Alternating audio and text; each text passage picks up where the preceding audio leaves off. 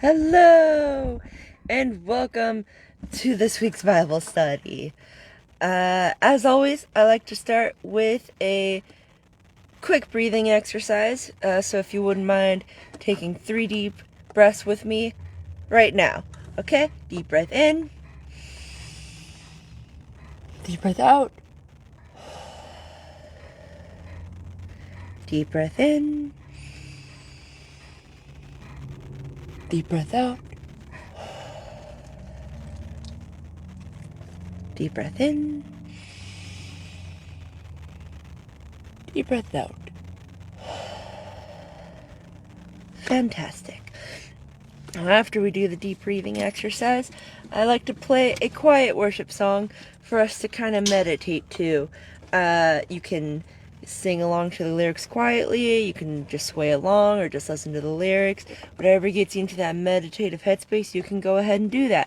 Unfortunately, I cannot play the song here now for copyright reasons, but if you go into the link in the description, if you are watching this on YouTube, there should be a link for quiet worship at the top, and you can actually pause this video, go listen to that, and then come back and listen to the rest of this video. Alright? Does that sound like a plan?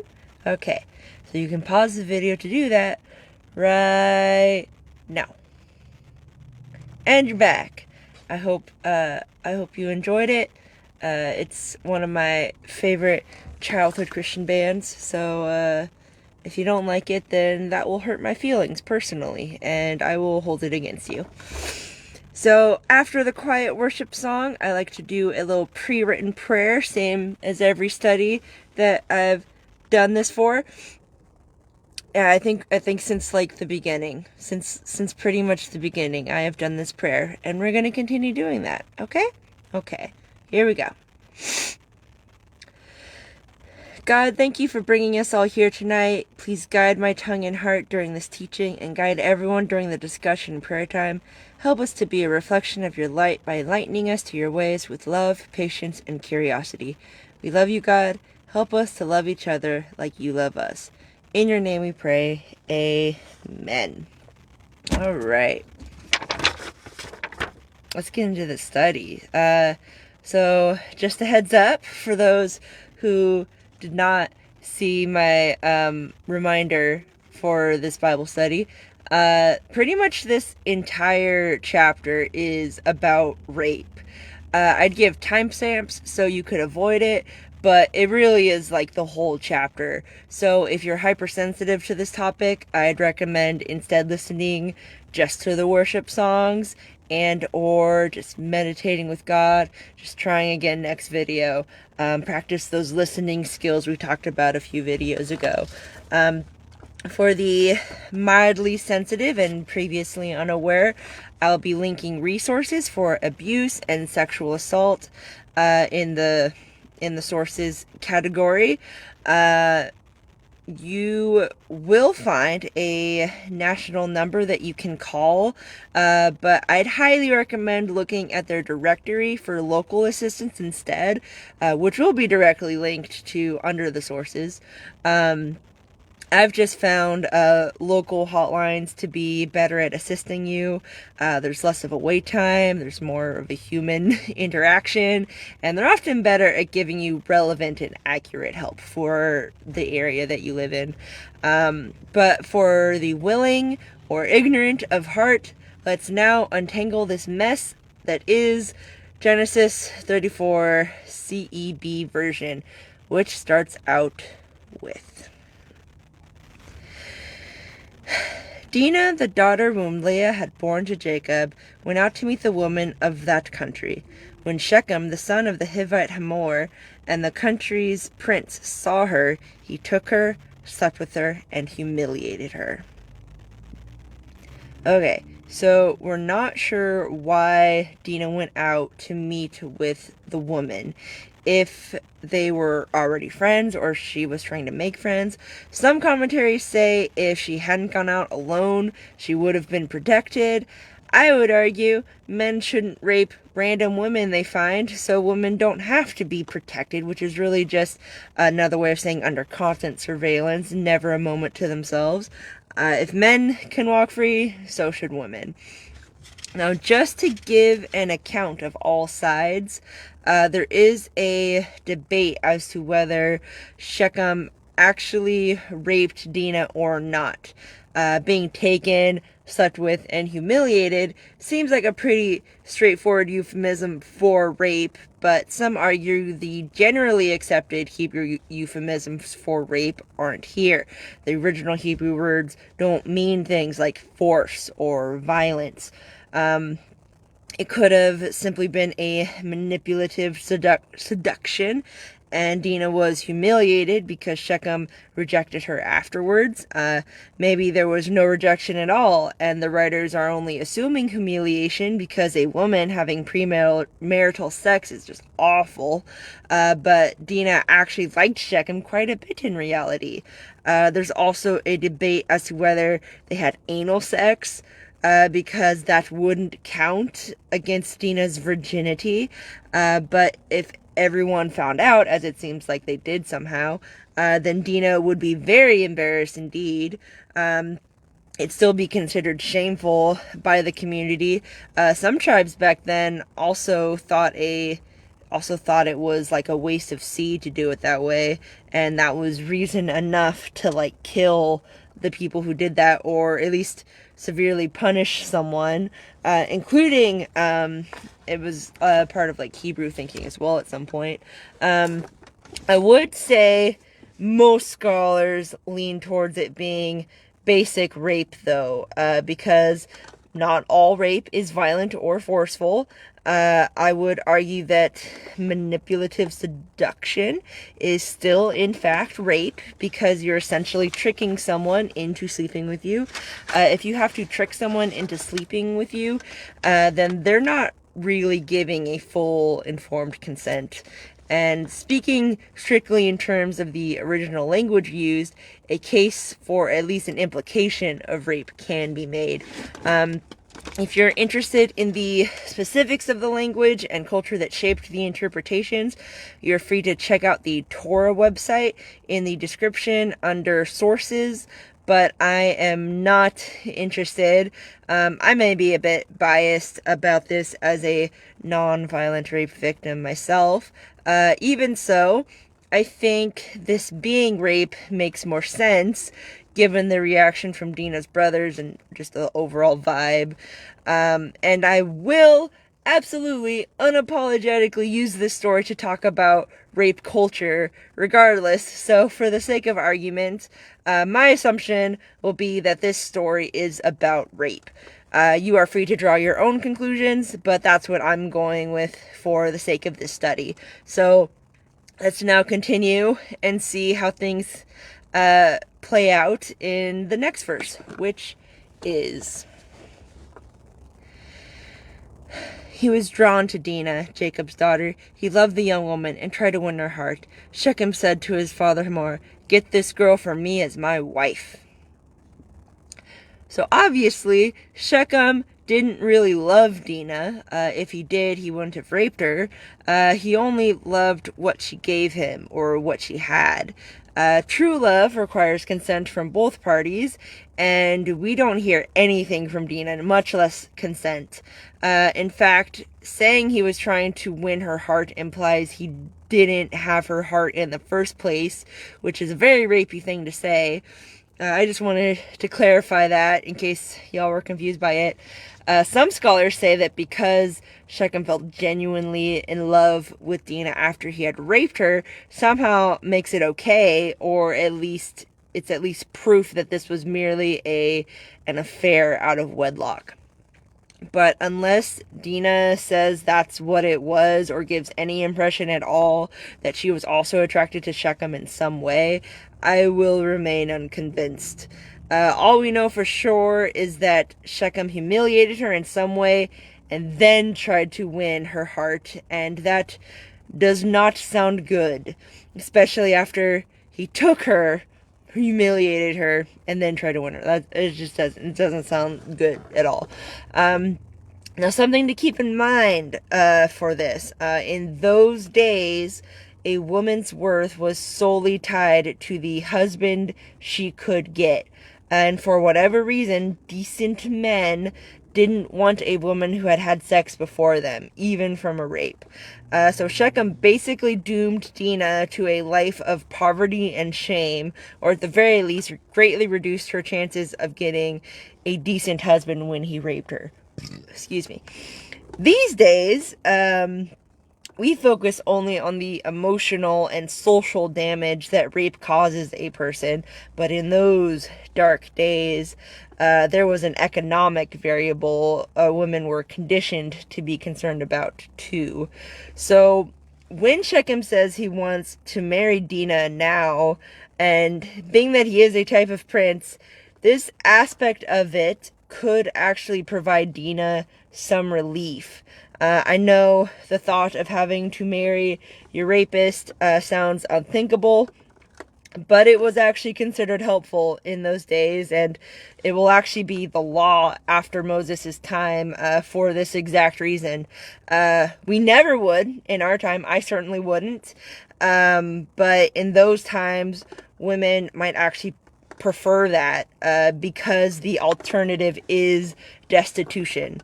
Especially since it was often men of higher status that raped women they thought wouldn't or couldn't make a fuss about it. That may have been the case with Shechem and the immigrant woman Dinah, even though she came from a wealthy family. So again, I know it sounds disgusting, but there is a chance Dinah was actually relieved Shechem wanted to marry her. Part of her humiliation may have been because Shechem initially refused to marry her after he raped her, as we see in the case of Tamar later on. Though I'm personally skeptical about this, since he fell in love with her so fast after he raped her, so I feel like that wasn't really the case. But either way, obviously, it wasn't ideal, but it was better for Dinah than being marketed as soiled goods for the rest of her life. It's hard to say for sure. Again, we don't get much of a hint on Dinah's feelings during this, but I did want to point it out since that was a factor in those days, and it's definitely a foreign concept to us now. I'm sure you have some thoughts on that, but keep in mind, it was a different time, a different culture, a different socialization and conditioning. People in the future will likely look back on how we think now and balk as well. And this story took place thousands of years ago, so the cultural gap is very significant here. All you really can do is thank God there are no economic ties to rape now. But even then, it was still up to the family, specifically the father, on whether the marriage would go through or not. And the hope is that the father considers the daughter's opinion on the matter. So let's see how Jacob reacts to the news of his daughter's rape and subsequent proposal in the next verse, which is... Now Jacob heard that Shechem defiled his daughter Dinah, but his sons were with the animals in the countryside, so he decided to keep quiet until they got back. Meanwhile, Hamor, Shechem's father, went out to Jacob to speak with him. Just then, Jacob's sons got back from the countryside. When they heard what had happened, they were deeply offended and very angry because Shechem had disgraced Israel. First reference to Israel as a nation, by the way, and it's in reference to a rape. What a start. So, because Shechem had disgraced Israel by sleeping with Jacob's daughter, such things are simply not done. Okay, so disappointingly weak response from Jacob after hearing how his daughter got raped and now her rapist wants to marry her. Possibly even they're holding her against her will back at Shechem's place, as we never hear of Dinah's return home, and spoiler alert, we later find her still at Shechem's place. And there's just like little hints that she's like still there. he seems to want to wait and see how his sons will react instead of showing any kind of concern for how his daughter must be feeling right now. He may or may not have sent messengers to tell them what happened, and that's how they knew to come back and be all angry. It's hard to say. It's even harder to say what Jacob's plan here was exactly. My guess is if he wasn't trying to let his sons know what happened, if the sons found out from like the town gossiper or like a servant or something, he's likely thinking purely on the economic side, as this is probably the best chance Dina has at getting a productive husband now that she has been defiled. He likely knows his sons will think more emotionally and probably ruin Dina's chances at an okay husband. The only thing that's important to a woman in those days. It's not entirely wrong given the culture of the time, but there's definitely clear emotional neglect happening here. But if he was the one to let his sons know, he was probably wanting them to get them to come back as backup so they could deal with Shechem more easily. Maybe he was playing it cool if Dina was in fact being held by Shechem back in the city, trying to come up with like a plan of action that wouldn't get them all killed. But his lack of immediate action, or at least communication with his sons about this, likely caused his sons to go overboard with their own quick thinking and inherited scheming. By the looks of it, they did a lot more than Jacob would have ever done, so Jacob's more sly and subtle approach had failed him. We can be thankful to live in a time where our parents care more about our emotional and spiritual peace than our financial success, for the most part. Jacob was likely just trying to keep the peace, or at least under control and to the family's advantage, but his lack of anger likely caused his sons to overreact. When an injustice occurs and the authority figures of your life don't do anything about it, you're more likely to overcorrect, demand more blood in order to compensate for both the rage at the injustice as well as the rage towards the apathy of injustice. It probably would have been better if Jacob shared his outrage with his sons and demanded Shechem's head, assuming that's what Dina would have wanted. The bloodbath that will ensue possibly could have been avoided if he had. Sometimes you want to stay calm to be an example to your kids, but other times you want to be equally upset as to validate their emotions.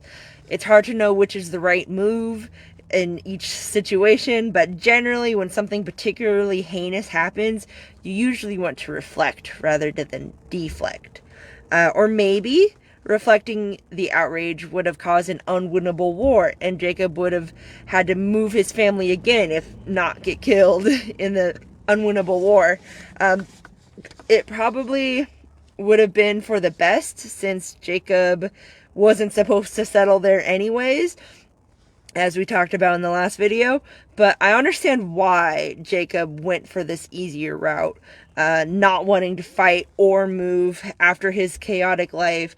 You know, the problem with the easy route, though, is that it's rarely the best route. It is at least nice to know that someone is upset that Dina got raped, but, you know, that's... you get the ones where you can. So let's see how Shechem's father Hamor tries to smooth things over in the next verse, which is: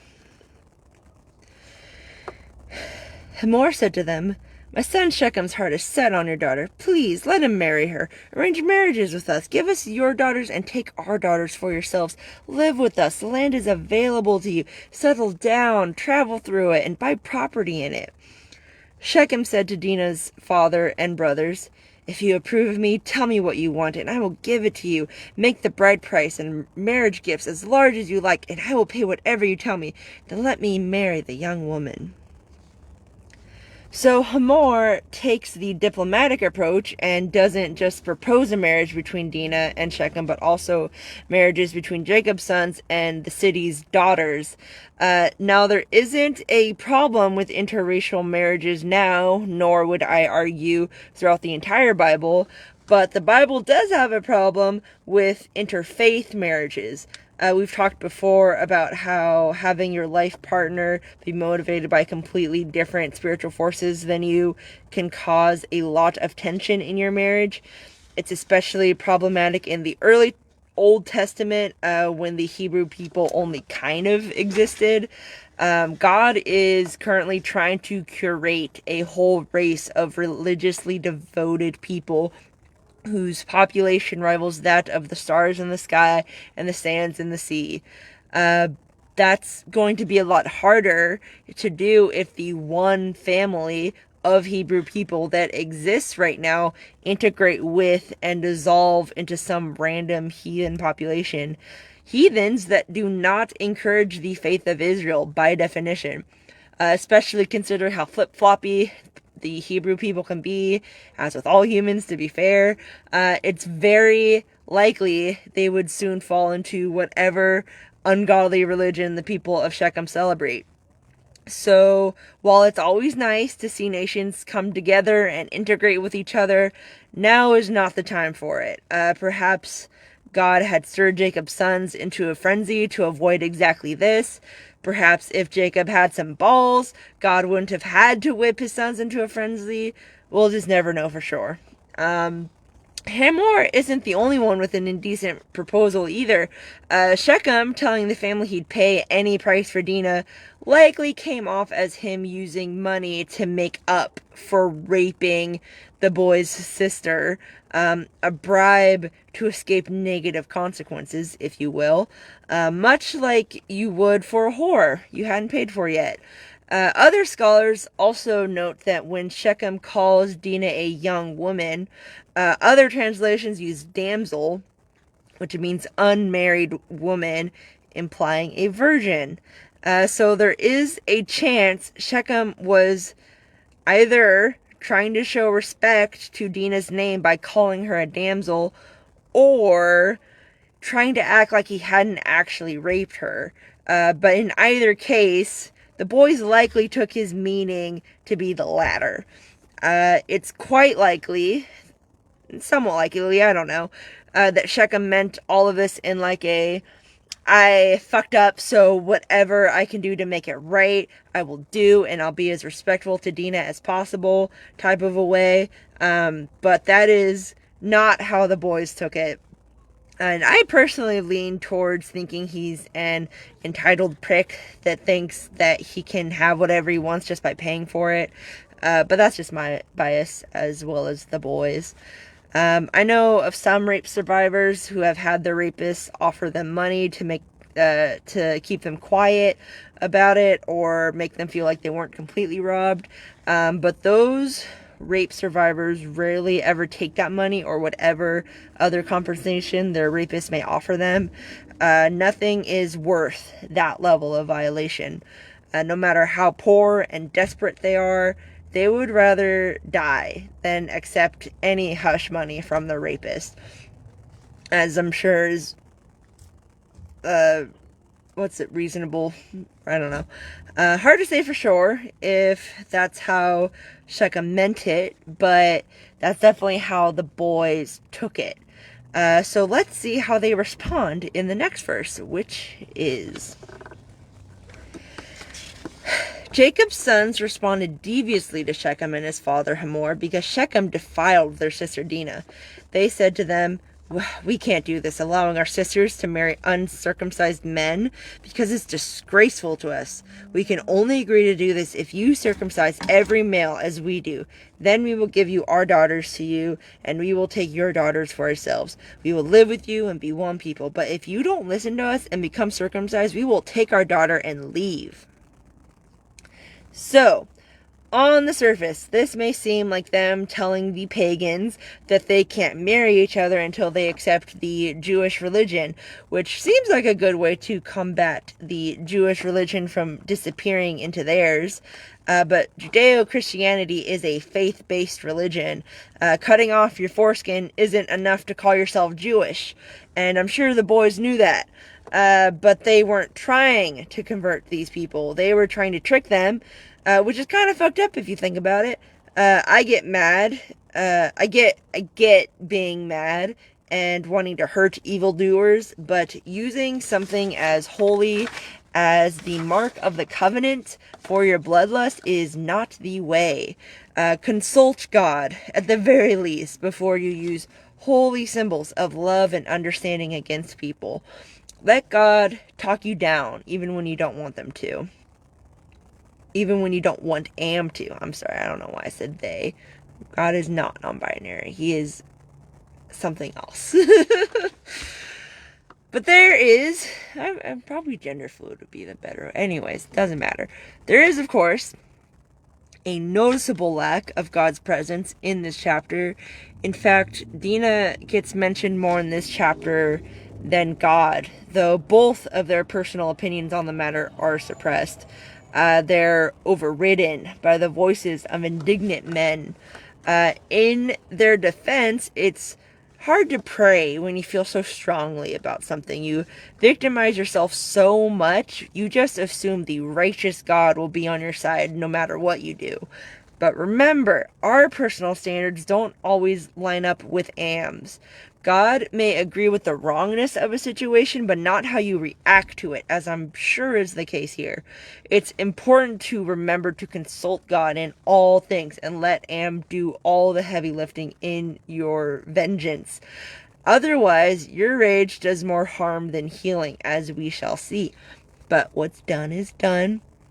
Let's see how Hamor and Shechem respond in the next verse, which is... Their idea seemed like a good one to Hamor and Hamor's son Shechem. The young man didn't waste any time doing this because he liked Jacob's daughter so much. He was more respected than anyone else in his father's household. Hamor and his son Shechem went to their city gate and spoke to the men of their city. These men want peace with us. Let them live in the land and travel through it. There's plenty of land for them. We will marry their daughters and give them our daughters, but the men will agree to live with us and become one people only if we circumcise every male, just as they do. Their livestock, their property, and all their animals. Won't they be ours? Let's agree with them and let them live with us. Everyone at the city gate agreed with Hamor and his son Shechem, so every able-bodied male in the city was circumcised. So, I want to clarify a point here. It says Shechem was the most respectable in his family, possibly the whole city, depending on how you read that statement. Other translations say he was the most honorable. Either way, some scholars take that to mean he was a good man and therefore couldn't have possibly raped Dinah, and it was just a love affair. Some even going as far to say that Shechem may have raped Dinah, but he was otherwise a good person that didn't deserve the death penalty. First of all, he's the most honored and respected in his family or city, which, as you recall, they're a bunch of heathens. If he raped Dinah, as I think he did, he's the best in the city or his family. The rest of his family or city probably suck ass by comparison. I think the writers are clearly trying to explain why the city of Shechem was so on board with the circumcision proposed by the most respected man in town, not so much making a general character assessment. The second thing that I want to suggest, just put that out there, is that it actually is quite possible Shechem actually was a good guy by our own biblical standards, at least in terms of actions. But even so, it is very common for pillars of the community to use their status against the individual women that they rape. Or men, whatever. Anybody can be raped. It's mostly women, but anybody can be raped. The person who raped me was the biggest square in our church. Wouldn't even swear, very soft spoken. Everybody loved him, but he still raped me. You could say the same thing about my dad, who everyone thought was super cool when he was married to my mom, but would physically and verbally abuse us behind closed doors.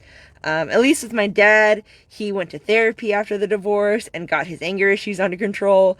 I'm pretty sure my rapist is still very much at large, though, and I don't even know what to do about that. But that's besides the point.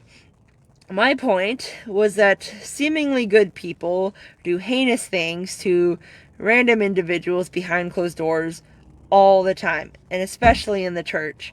People are more likely to trust fellow churchgoers, and that's how they get you.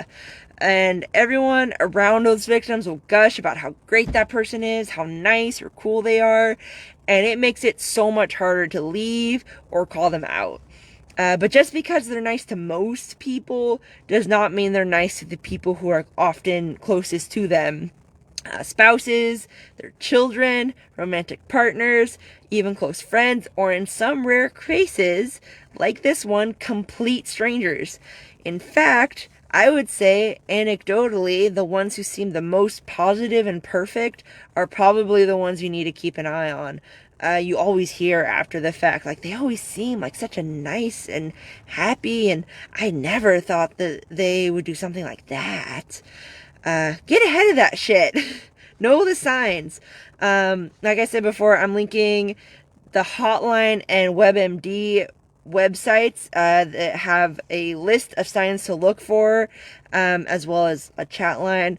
I hope you read through that after the study, because it's important to know this kind of stuff. It's more prevalent than a lot of people think.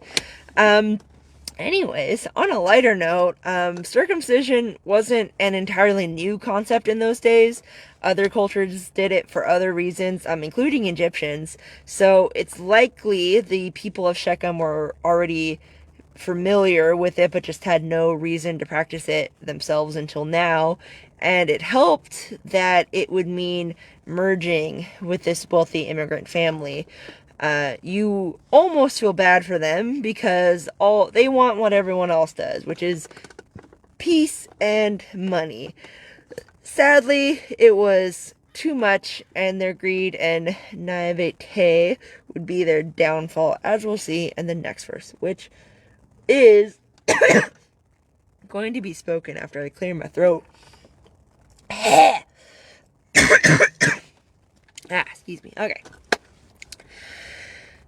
On the third day, when they were still in pain, two of Jacob's sons and Dinah's brothers, Simon and Levi, took their swords, came into the city, which suspected nothing, and killed every male.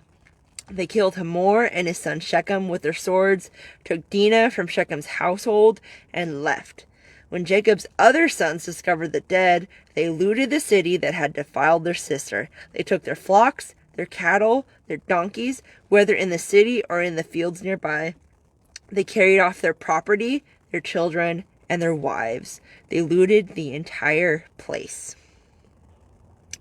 So, the boys waited until the third day, when the healing of circumcision was at its most painful, and then Simon and Levi, possibly with unnamed servants, went into town and slaughtered all the men. All the men. And now, at first, when I read this, I was like, yeah, fuck them men. But upon further reading and studying, it's actually kind of frustrating and a little infuriating if you think about it. 99% of those men slaughtered did not rape Dinah, and likely hardly knew anything about it, or at least had nothing to do with it at all. You could argue that if Shechem was the most honorable man in town, and he was a rapist, probably the other men weren't very good either. But honorable could, just going back on my previous, I'm doing the opposite of my previous point. Honorable could just mean the most well-liked, as we've already said. So for all we know, and the boys knew, these were just some simple pagan folk that were actually very nice. besides the one rapist. It's all about like seeming and appearances and stuff. So, that's opposite is true too. And Jacob's sons made people of Shechem cut off their foreskins only to slaughter them later. Definitely overkill in this case. More importantly, does anyone know if this is what Dinah wanted? We do not. Dinah's desires for this event are very much suppressed. I suppose, in their defense, Dinah was very likely being held hostage in the city of Shechem, so they wouldn't have been able to ask Dinah. But if Prince Shechem and his father are at Jacob's to ask for her hand, like, they don't just marry without family consent. Like, they're asking permission to marry this random woman. And they do anything to win their favor, including circumcising themselves. The boys could have asked for them to return Dinah so they could get her take on it. Refusing to let her go would have been a cause for war, but I'm almost positive Shechem and Hamor would have obliged with how eager they were to do it right. But let's be honest, Dinah's opinion never mattered to them. It's all about what the men want to do here, which is part of the problem and likely why/how God's overt presence isn't in this chapter. It's hardly even about Dinah the person at all. It's more about the tribal pride and Dinah the property and owner rights, possessive control. The woman's wishes are not worth considering. I've said before, I've been raped in a similar fashion as Dinah, at least in the sense that it was more of a seductive manipulation than a violent rape, as may have been the case with Dinah. Still rape, though. And this rape did, in fact, completely derail my life. Like Dinah, it was how I lost my virginity, which, as a good Christian girl, I did not want to lose until I was married. That choice being taken from me made just mentally it was all downhill from there. Despite that, I've never really wished death on my rapist. If I had the option of saving his life, I definitely hesitate, but I'd probably do it in the end. Maybe. I think it'd depend on how painful his death would be. Like, if it would have been quick and painless, I'd probably save him, just to hold it over him. He is quite possibly a Christian, believe it or not, and I feel like death would only be a welcome relief. I'd much prefer to watch him suffer endlessly, just like imagining the screams of anguish and the look of pain and terror on his face. It just makes me smile. But I'd never want him just plain old killed by someone, like someone else that wasn't me. At least give me the satisfaction of murdering him. It'd be even worse if they also killed anyone associated with him, because association is not worth death, in my opinion. I'd be mad if he just died naturally or by accident too. I want him to be alive as long as possible for maximum suffering. But if someone were to kill him on my behalf, I'd be furious with them. Not only did I not want that, but they also did not listen to my decision on the matter. Thinking like that is how I got raped in the first place. So, yes, rapists, possibly the most vile creatures on earth, but you should only kill them if their victims say you can. To do otherwise makes you no better than them. Dinah's brothers did not listen to her, or at least try to. They only assumed. It wasn't Dinah who got raped. It was their sister who got raped. Something that belonged to them. No agency of its own. For all they know, Dinah was absolutely fine with marrying a rapist prince for previously discussed reasons. Perhaps also she had her own ideas of revenge in mind. Or maybe she was fine with her brothers killing Shechem, but not everyone else. They have no idea because they are inconsiderate, entitled men who'd rather go in swords blazing, just using force, not their brains, just going in, try and kill everyone. They'd rather do that than try to at least talk to their sister first. And for them to go back and loot the village, can we talk about that for a second? They go back, loot the village, and they kidnap all the women, which probably most likely means they kidnapped the women and they just raped them. So that's absolutely disgusting and hypocritical. I guess women are only worth protecting if they're related to you. That is not righteous. That is self-righteous. Dinah was seized and dishonored, so now it's okay for you to seize and dishonor the whole fucking city? Like, grow the fuck up, you pathetic excuses for manhood. And no, I will not apologize for my harsh language. They deserve worse. Fuck all of Jacob's sons for this absolute foulness. In the wise words of the Jewish Women's Archive, if she was raped, her own pain and anguish must be heard over the violent clamor in defense of male honor. So, let's compare those absolute bars from the Jewish Women's Archives with Jacob's weak-ass response to this in the last verse, which is... Jacob said to Simon and Levi, "You've put me in danger by making me offensive to those who live here in the land, to the Canaanites and the Perizzites. I have only a few men. They may join forces and attack me and destroy me and my household." They said, "But didn't he treat our sister like a prostitute?" Okay, so Jacob doesn't really care about the morality of what his sons did, only how it affects him. He's lucky that he's the founder of Israel, or his fears may have been founded, but of course he can't even recall God's protection and sovereignty over his life. He talks like Jacob, not Israel. Everything he said was about him. Fuck the innocent men that got killed. Fuck the sacred rite that was defiled. Fuck all the women and children who got kidnapped, probably raped. And the fact that Dinah's opinion of the whole thing wasn't considered at all, yeah, fuck her too. He's just worried Shechem's neighboring allies are going to avenge them in some way by hurting Jacob specifically.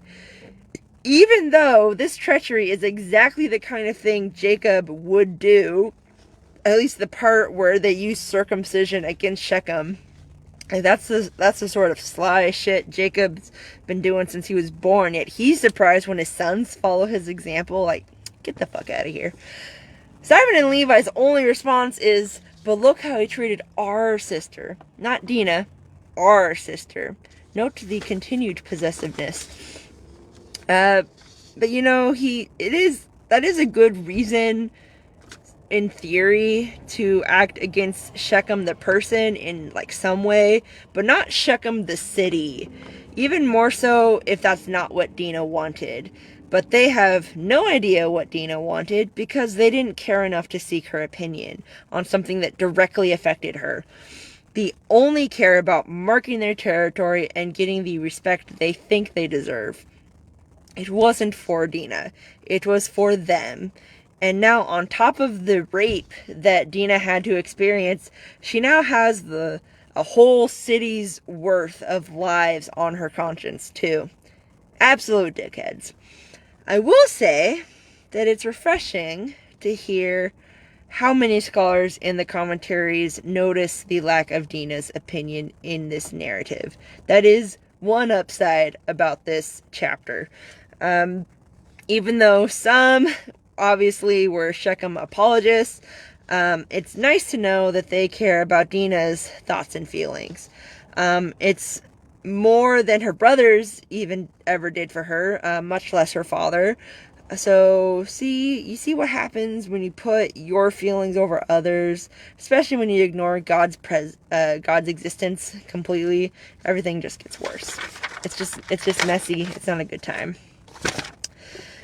Jacob will later make a prophecy from his deathbed saying Simon and Levi's tribes will be scattered and weak because of the violent cruelty they partook in. God does eventually make this premonition true, but in different ways for each.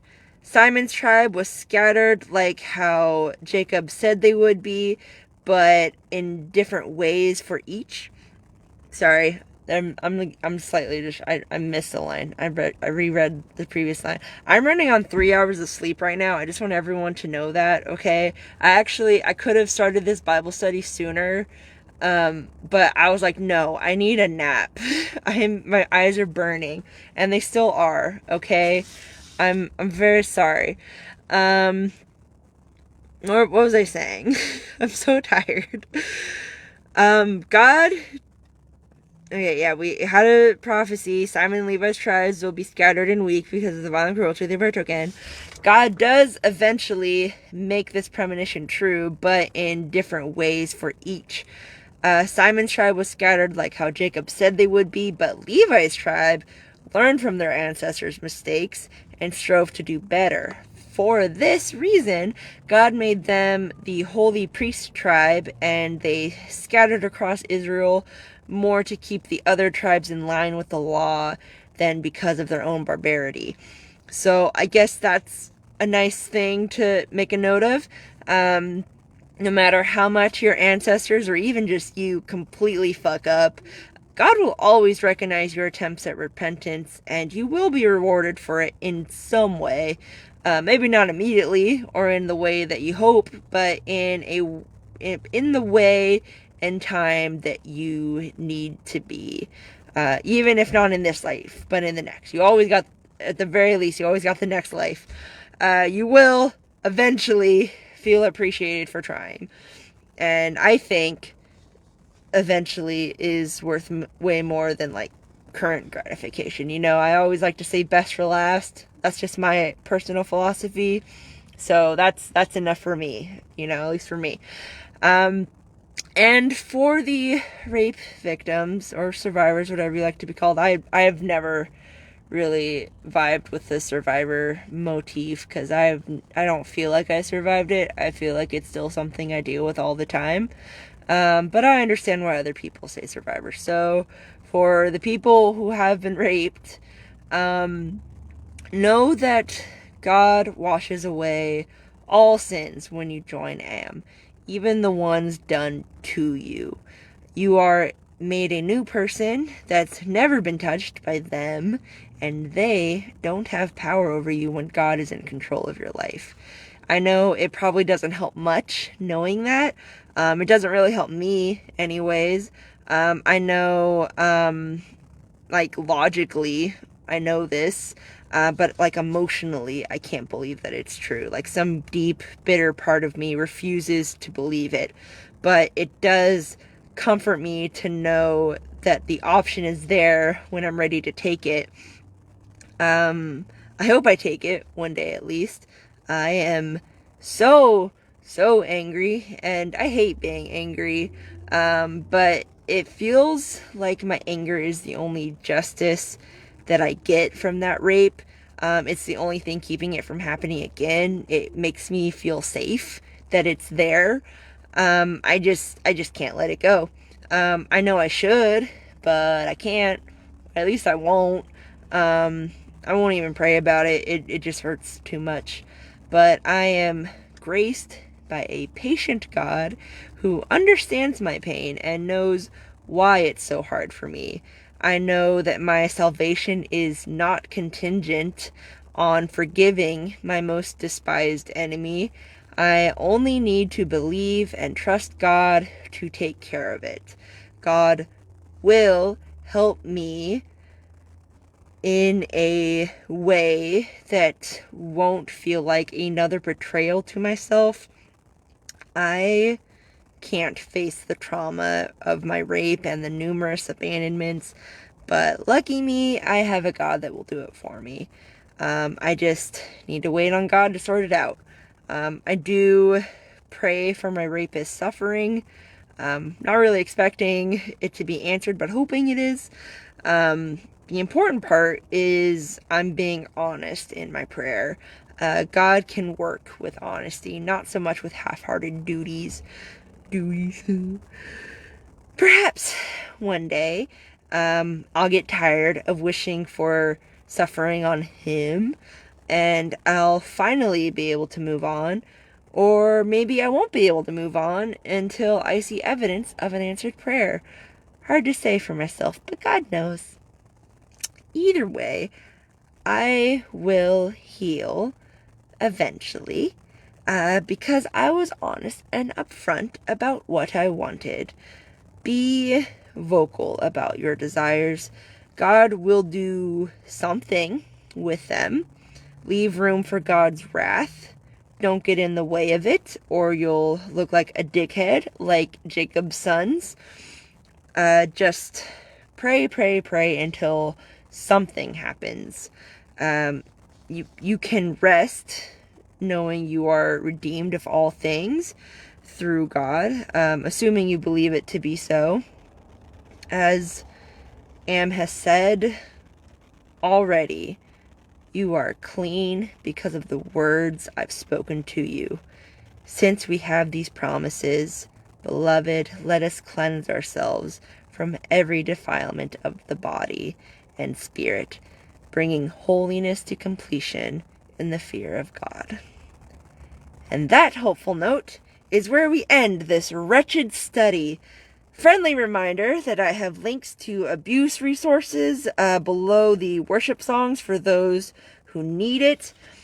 Feel free to leave any thoughts or questions in the comments below, as well as any prayer requests for the next study. But until then, let's review the prayer requests we have now. Okay. So, we're always gonna praise God.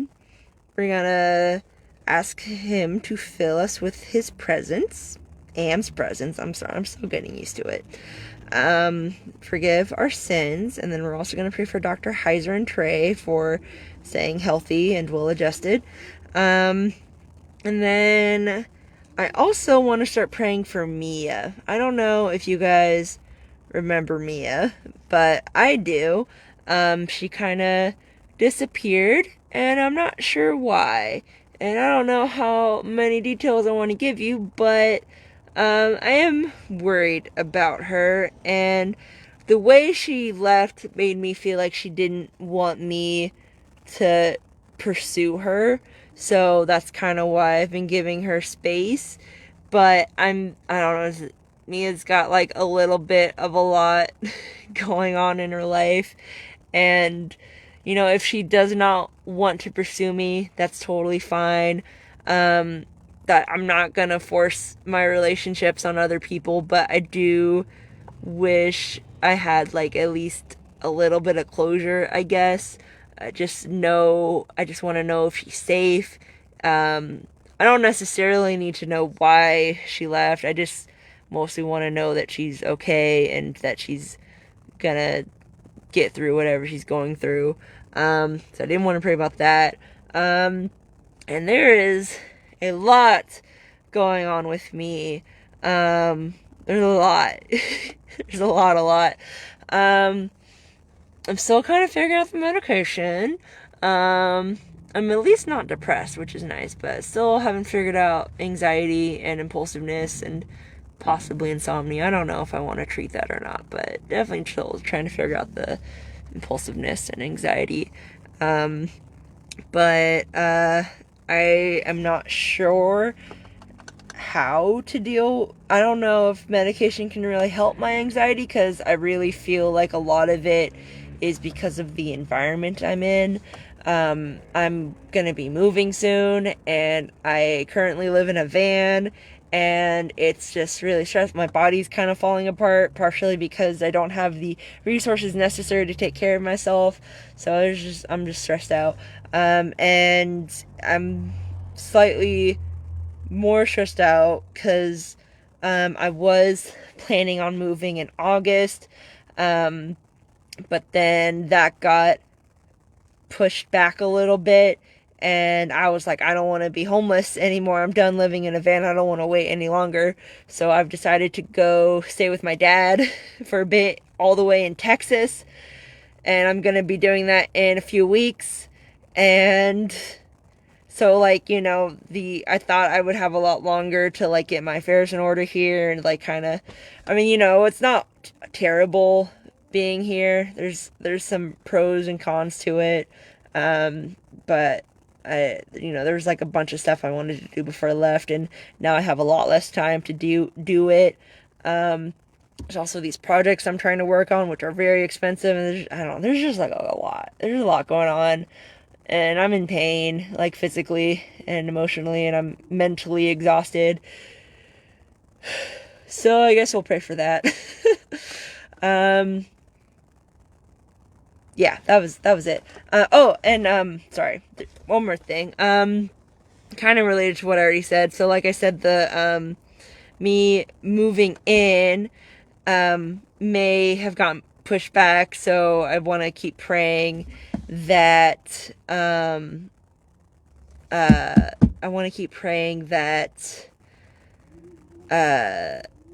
the people who are trying to get housing for me succeed in that in a timely manner.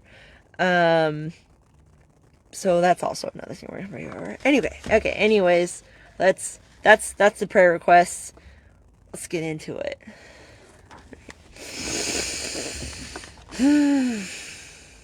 Hey God, how's it going? First of all, have I ever told you, you are so cool. Like, you are the coolest guy in the entire world. Or, like, you know, guy in, like, the gender neutral sense, because you don't have a penis.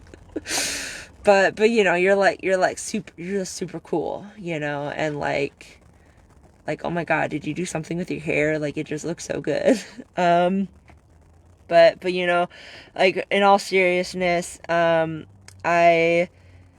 despite all of the stress going on in my life, I feel like it's like a good stress almost, even though it's stressing me out. I feel like it's like sharpening a rock, you know, it's forging through fire. It's like helping me be closer to you, which I have been praying for. So, you know, it's kind of on me, honestly, that all of these things are happening because I asked for it. And honestly, thank you. All right. Thank you for answering my prayer to bring me closer to you, because I feel like I am doing that just from stress, you know. I would like to pray that I remain close to you, even after the stress goes away, you know, like those habits stay after everything is said and done. But I did want to thank you for answering that prayer, and it really just goes to show how awesome you are. Like, you are like oh my God, you're like the best friend, you know, that I kind of have. But you know, you're like low key, like, don't tell my actual best friend, like my human best friend, but you're like a better friend than her even. But like, don't tell her, because she gets really jealous. Like, she's so jealous. Like, every time I tell her, like, oh yeah, I have a friend, she gets so jealous. She's like, okay, but she's not as good as me, right? Like, she totally does that. She definitely does that. she does that. Anyways, yeah, so yeah, I just wanna thank you for that. You're awesome, and I love you. I would like to pray that you will forgive us of our sins. Anything that we know about, help us to correct them. Anything that we don't know about, tell us about it, and then help us correct it. Remove those sins from our lives. Remove anything that is not conducive to the Great Commission to the things that you desire of us. Take all that stuff away and just like replace it with you. You know, we want to be the best representatives of you. So I just pray that you do that to the best of your abilities. I know we don't make it easy, but try. Just try. I'd also like to pray for Dr. Heiser and Trey. I pray that Dr. Heiser stops having cancer. But if you think it's important that he does, then I guess you can let him have cancer. But we would prefer if he did not have cancer. Just want to throw that out there. We do not want Dr. Heiser to have cancer. We don't like it. We would like you to stop letting him have cancer. But if you could like take away his cancer, that'd be really cool. That's like if you were at all swayed by our preference, that's what our preference is. But you do you. We trust you. We also want to pray for Trey that he's able to remain a good, supporting friend while Dr. Heiser navigates this new period in his life.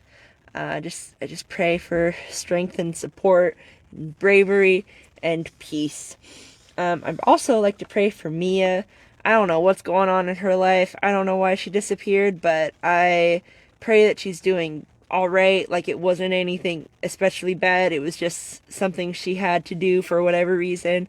I would selfishly like to pray that I get some kind of sign that she is okay. I don't know how to ask if she's okay, because again, the way she left just made me feel like she does not want me asking questions and like talking to her or like contacting her at all. But I'm very worried about her, so just give me some kind of sign, like maybe nudge her to like reach out to me, maybe do something, because I'm leaving soon, so there's not much I'm gonna be able to do once I leave. So just do something about that, because I'm worried. I also like to pray for myself. As you know, I'm very stressed out about everything, and everything is moving very quickly, and I'm very stressed out about it. But that's okay. It's okay. It's fine. I'll get through it. I just pray that you keep me from going insane, doing anything stupid. Try to keep things rolling, keep it moving.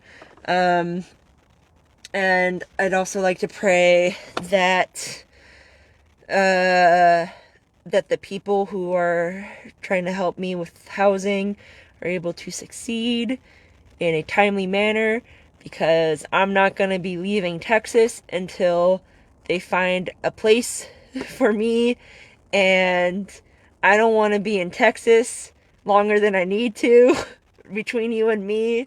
I'm just throwing that out there. Like, it's just, I love my dad. Like, I love my dad so much. I'm not a big fan of Texas, though. I don't know why he would move to Texas. I mean, I know why he moved to Texas, but I don't like that he moved to Texas. Of all the places, he had to move to Texas. So yeah, bless that trip. Me and my dad, we've been trying to reconnect now that he's not as insane as he was.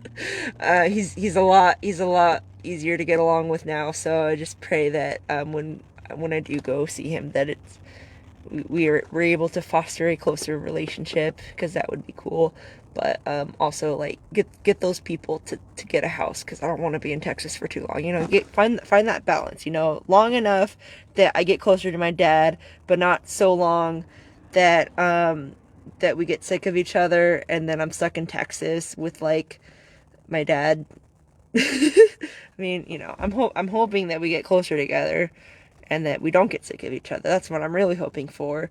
But also, I don't want to be in Texas for longer than I need to. So I pray that those people find housing. Get that balance. Find that sweet spot for me. All right, I'm trusting you. I'm trusting you with this. All right, this is kind of an impulse move I'm doing a little bit. So okay. yeah, that's pretty much it. Thanks for listening, God. You are awesome, like I said. And you got anything you want to say?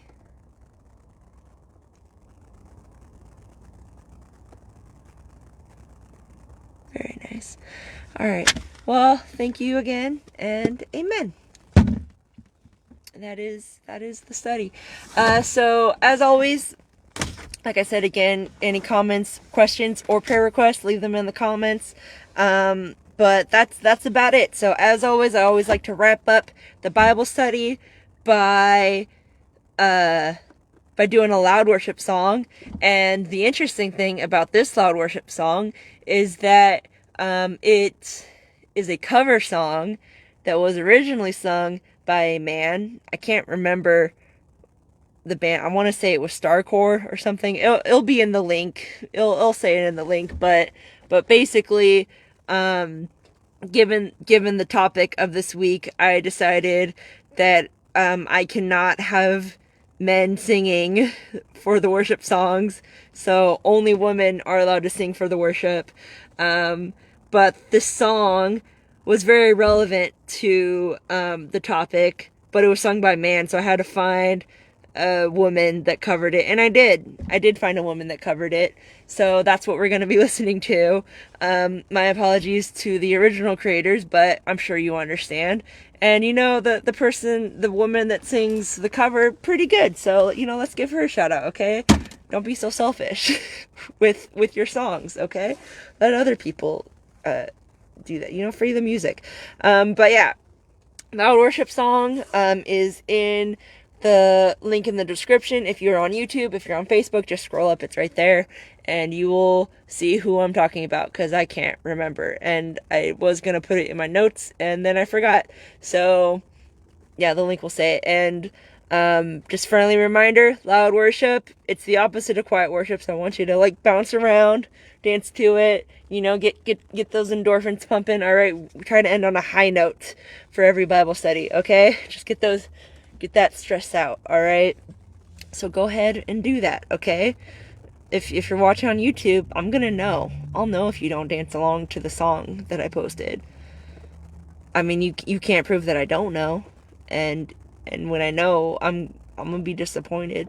So just know that if you don't dance to this song, I'm gonna be disappointed. Okay, I'm really tired. I'm gonna go now. Okay, bye.